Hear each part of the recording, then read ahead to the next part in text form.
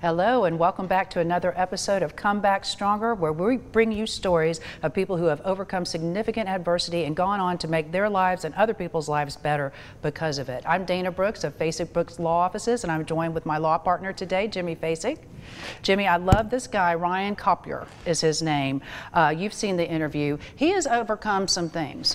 He had a very tragic upbringing. You read about it. His childhood is presented challenges that nobody's should ever have to go through. No. Yes, his mom unfortunately was raped and killed when he was a child, and so this is while she was pregnant with his 8 months pregnant. He lost his sister. They had already named her. This is the kind of pain nobody should have to go through, and so he has obviously had to deal with this pain for all of his life. Right. And so what I love about his story is that it's a very strong comeback story, inspirational comeback story, because he takes that pain and turns it into purpose. Yeah. And that's what every good comeback story is all about. And what I like about him is it's such an honest story, because whenever you have all these bad things happen to you, it's very hard to find the comeback stronger spirit.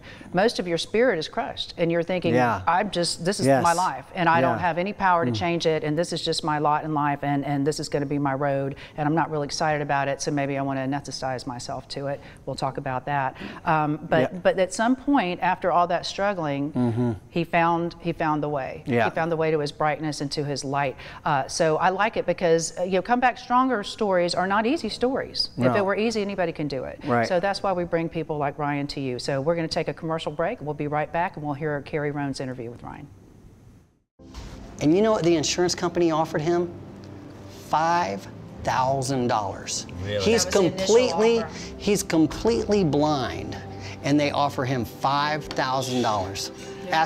Ask him to sign a release. To a lot of people, especially when they're hurting and when they're down and when they're vulnerable, $5,000 is a life-changing amount of money. Yeah. And they're not looking at the value of what has been lost. They're not looking at what it would take to make that person whole, which is our job. Yeah. That's our job. Their job isn't. Their job is to save the insurance company money. Right. And they look at this person and they go, I bet $5,000 would get your full attention. Right. And they come in and they dangle it with a settlement release, and then once you sign it, you're done. You can't come back to us and ask us to wave a magic wand and make that go away. That can't go away. My client didn't accept the $5,000. We took him all the way to trial. We got a $5 million verdict.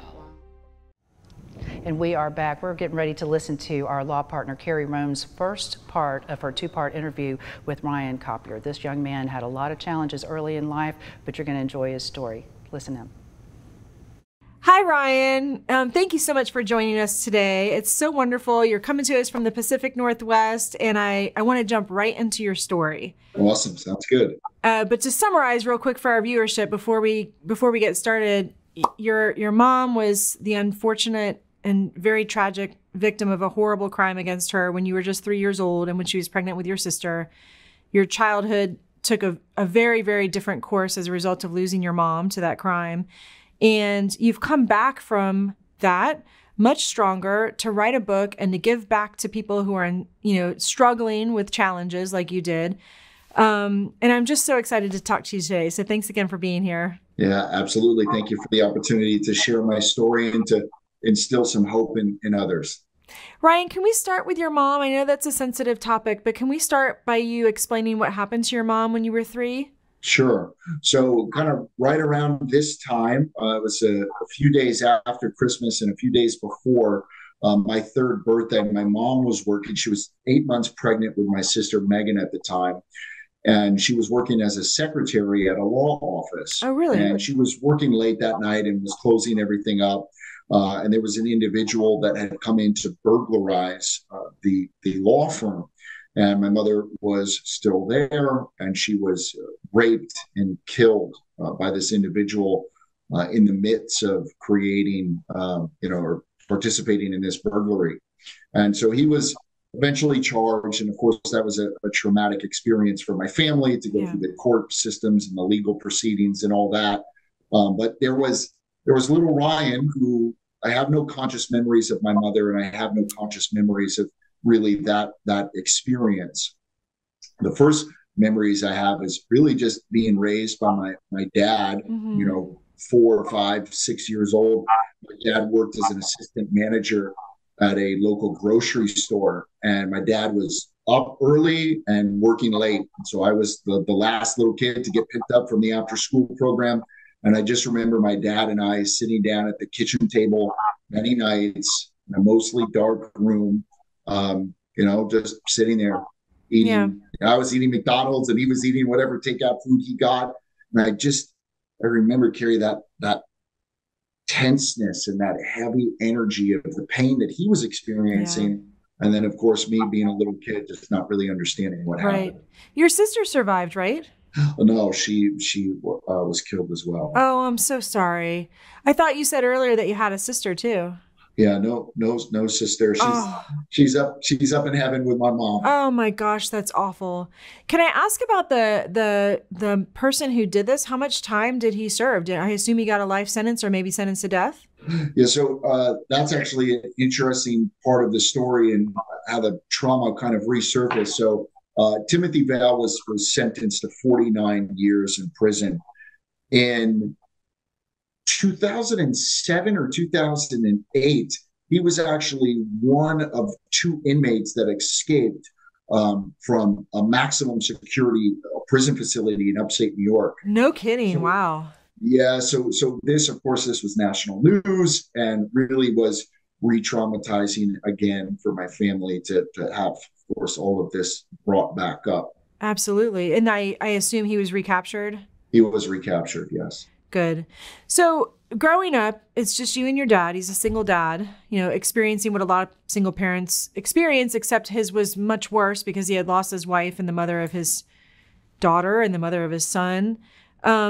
So obviously he was working hard, but there were a lot of things missing in your childhood, right?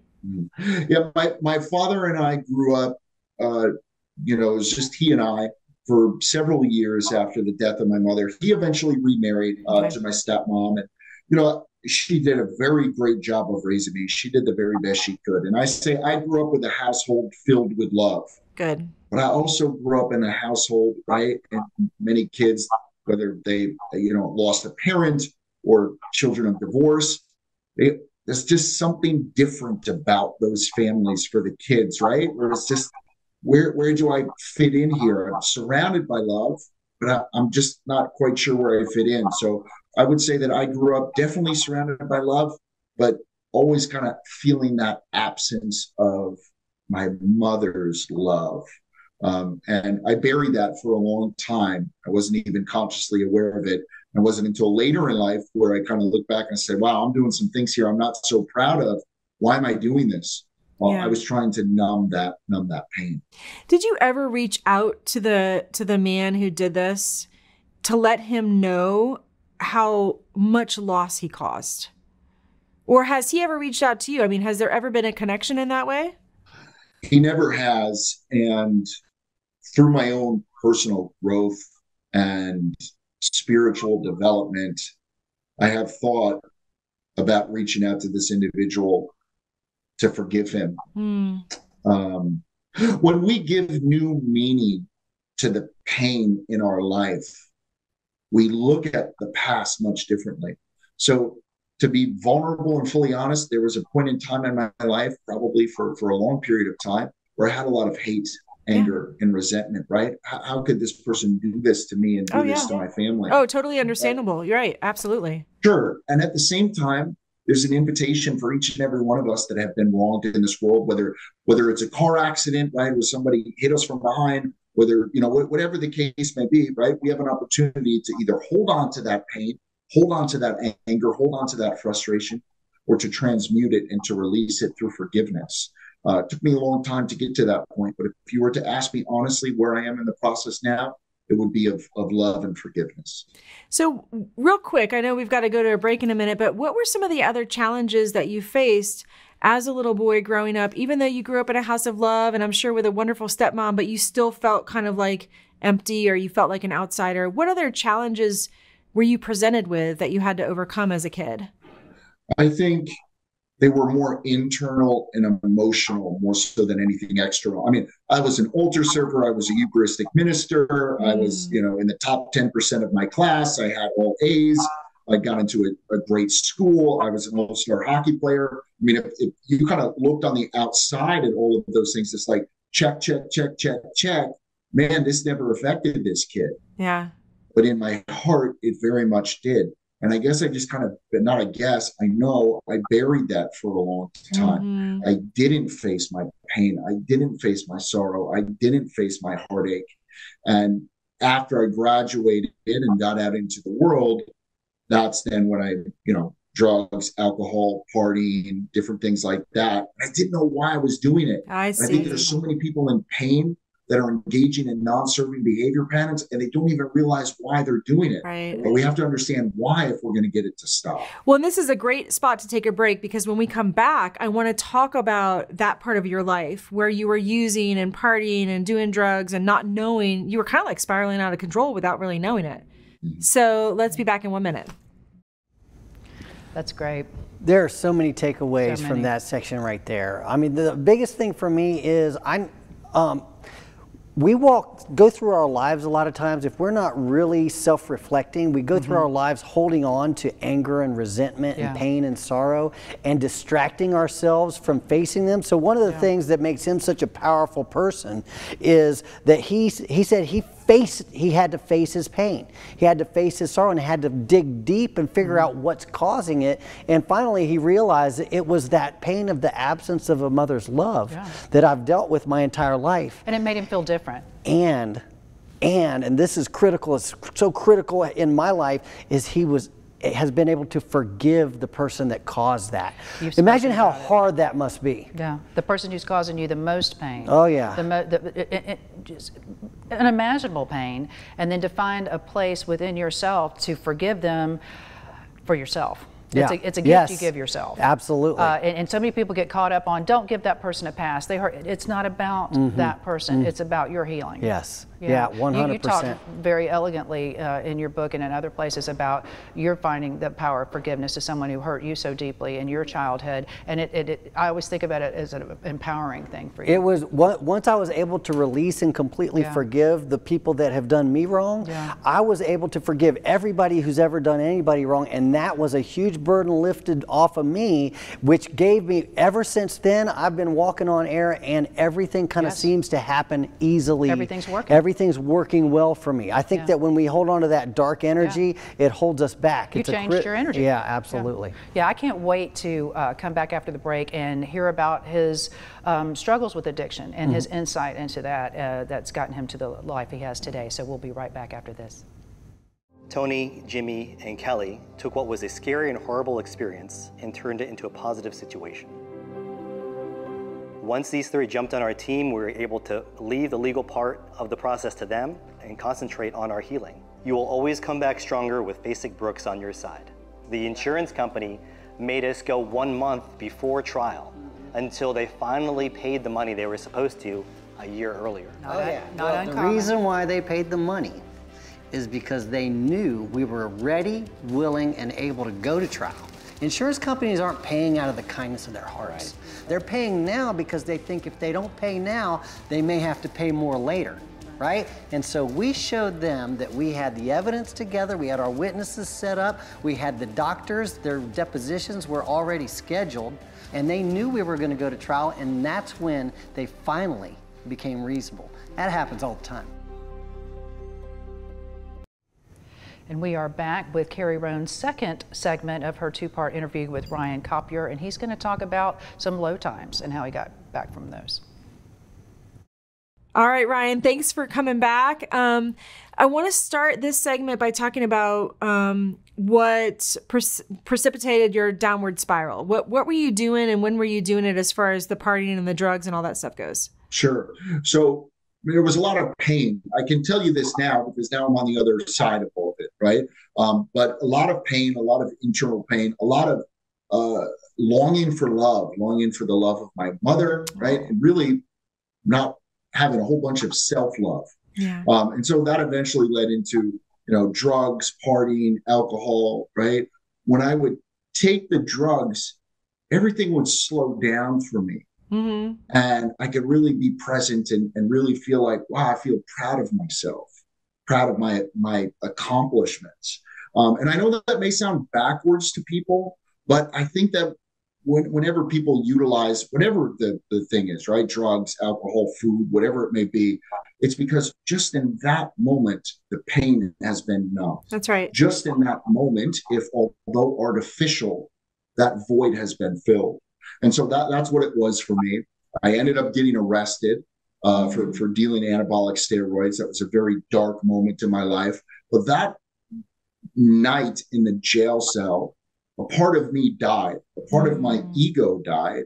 And it really caused me to take a deep look inside and say, okay, Ryan, not why are you doing this, but why am I doing this? Yeah, I think for so many, people don't understand addiction, but for so many, it is self-medication, and it's a Band-Aid on the hurt that you're feeling or not wanting to feel the hurt, or it takes the edge off so that you're not so self-critical or you don't feel the pain. And for those moments, you can feel good about yourself or whatever you're involved in, you can just feel good, right? So I understand that and I get that. What was your drug of choice? Ecstasy. Ecstasy. Yeah. It's interesting. When I do work as a counselor, which is what I do now, right? I say to people, hey, whatever that external thing is, it can only operate on receptors in your brain that are already there. The receptors in the brain weren't created for ecstasy. The receptors in the brain were already there. It's the drug, right, that acts on those receptors. That means that the body can produce whatever it is that you're getting from that external thing internally. Right. So little side note there, but I just felt like that's kind of important for individuals to understand about, hey, whatever that is that you're seeking external to numb the pain, it's possible for your body to produce it yourself. Absolutely. And you can do that through exercise or through other ways to get the adrenaline or the dopamine that those kind of drugs give you. You can get it just by walking or by going to the gym or by running or whatever it is. Yes, absolutely. I agree. So you obviously are a counselor now. Do you focus on just drugs and alcohol, or what is your profession specialized on? Sure. Yeah. So I'll kind of back into how I became a counselor. So in May of 2018, I have what I call kind of like the triple whammy, or kind of my second rock bottom, which was a few days before my wedding, or the day actually of my rehearsal dinner.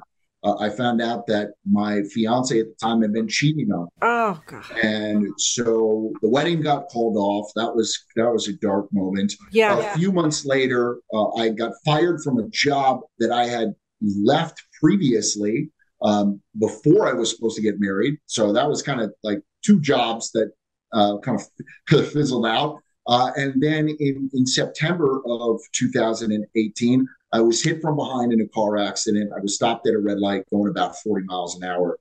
Boom, smashed into from behind. Shoulder got torn up, back got torn up. And a few months after that, I started to realize, wow, and Carrie, you're probably familiar with this, with the individuals that you work with.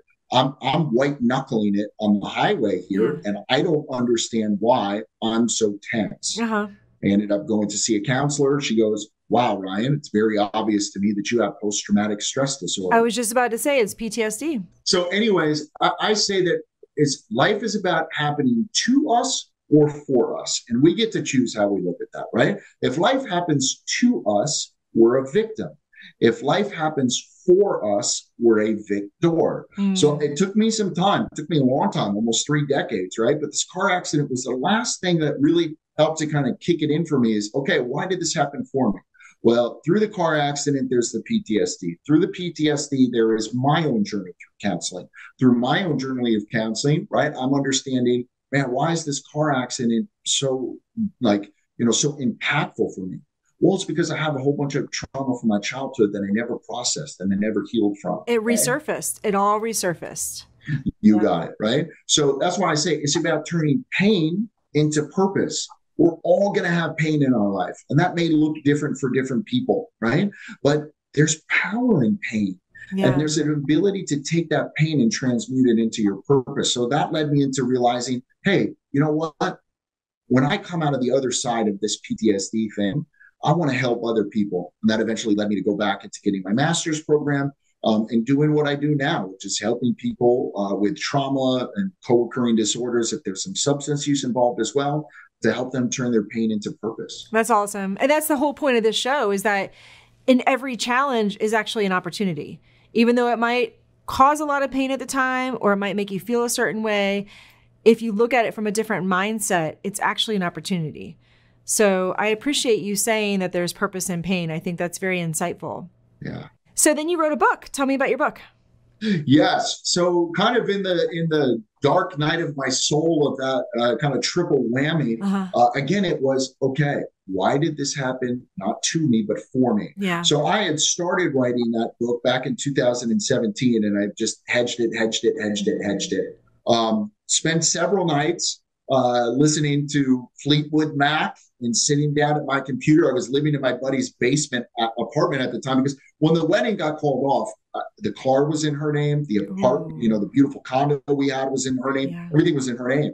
So now I'm homeless. I got no car, and a month after that, I had no job. No house. A month after that, I'm in a serious car accident, right? So I'm like, okay, I'm a man of faith, right? So I said, okay, God, what do I do with all of this? And one of the big things that came through was, hey, remember that book that you committed to writing back in 2017? It's time to pour back into that. So that was a very cathartic process for me, and a way for me to be super vulnerable and to pay it forward to help others. What's your book about? It's about how to unlock the power of your mind, and about just how powerful our mind is, and how our mind and our body is connected. Mm-hmm. So it's a part kind of autobiography, and part some very impactful quotes and individuals that had a big impact in my life, and some of the life lessons that I learned during that time that hopefully other people can apply to their life. I really appreciate the fact that you're taking the story, which is, makes you vulnerable, and it's obviously very personal, and you're using it to help other people improve their lives. Thank you. Thank you. It's my humble privilege and honor. And I promise, if I can turn my pain into purpose, you can turn your pain into purpose too. Where can people find your book? It's on Amazon, and they can also go to my website, www.ryankopyarholistichealing.com. All right, Ryan, thank you so much for being with us today. I really appreciate it.